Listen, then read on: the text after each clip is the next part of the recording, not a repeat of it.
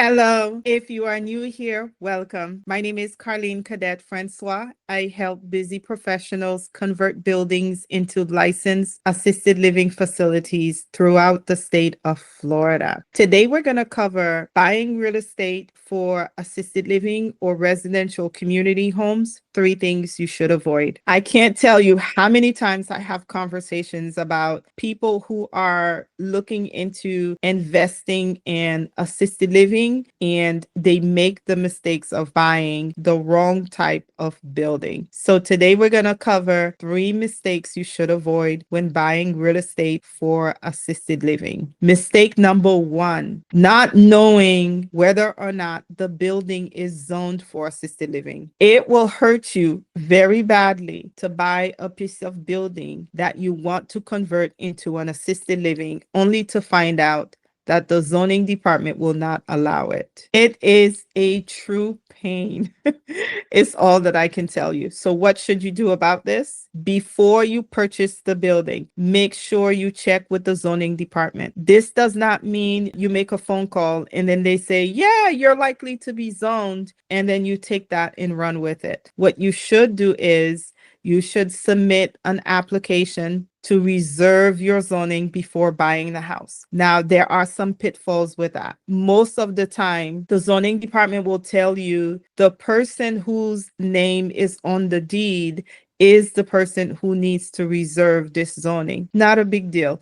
Work with your realtor to work with the seller and get your zoning reserved. And it's just completing the application, pay the small fee, but then you know this home will be used for assisted living because you are reserved. Mistake number 2 is not paying attention to the surroundings of the building that you're buying for residential community homes. Assisted living, group homes, all fall under residential community homes for the state of Florida. If you are buying a house or a building that is in a community, if you have bodies of water, for example, if there's a lake behind your building, you will have to make sure that there is a fence or any type of water to prevent residents from going into the water. So if you have a pool, it has to be fenced up.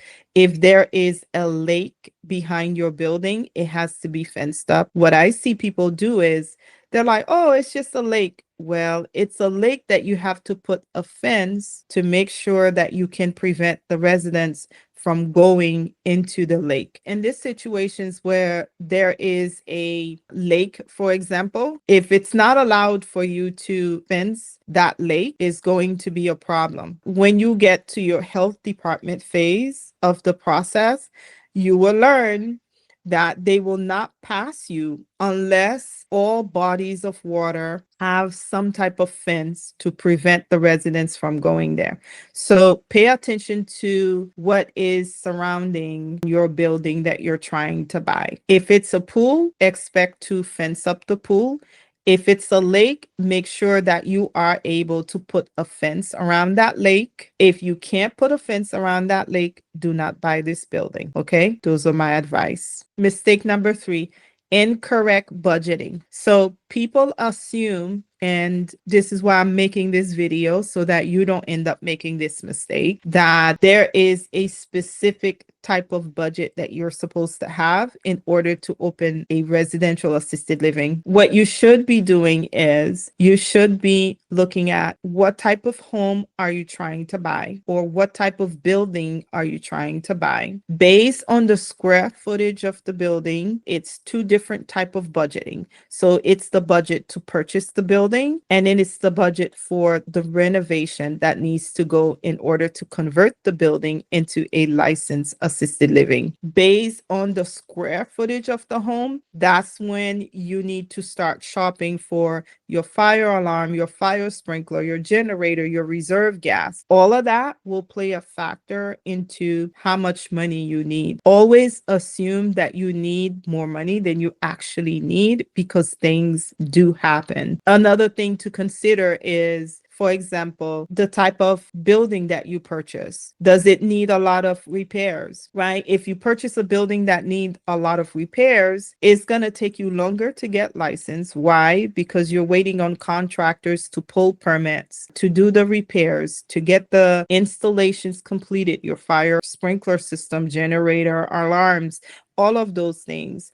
And then all of that play a factor into your budget. And not only that, the timeline as to when you can get your license. So consider all of those things. I have seen people that purchase a building, even though the building is a lot more expensive, but it needs very minimum amount of renovations, right? Usually the only things they need to do is the major installations to convert the house into an ALF, which are the sprinkler, the fire, those things that I mentioned earlier. Those tend to be the most ideal because it's going to save you money, it's going to save you time, and save you some headaches. I have seen other people purchase a cheaper building that needs a lot of renovation, and this is the worst thing to do because it costs you more money for renovation. It takes you longer to actually get licensed because you're waiting to fix just about everything in the house. In long term, it costs you more money. All of that fall under budgeting because all of that is taking money out of your pocket for that initial investment. So the right way to do it is to first know what you want to do. Know what type of building you want to purchase, right? Are you willing to go into all of these renovations? If that's part of your investment strategy, it's fine. But if it's not, it's going to be painful. Okay. The other thing you need to know is what area you want to be, whether or not you are zoned, the square footage of things that needs to be installed, because all of those fees will come from how big or small is your home, right? And then start shopping. Once you have an idea, let's say if you want to have a 6 residents, at a minimum, you need to have a 3-bedroom house if you're going to have 2 people per room, right? So you need to make sure those rooms are big enough because there are requirements for spacing per residence, right? And then the other thing you need to do is making sure you understand who is going to do what. Once you shop for quotes, ideally what areas you want to be in,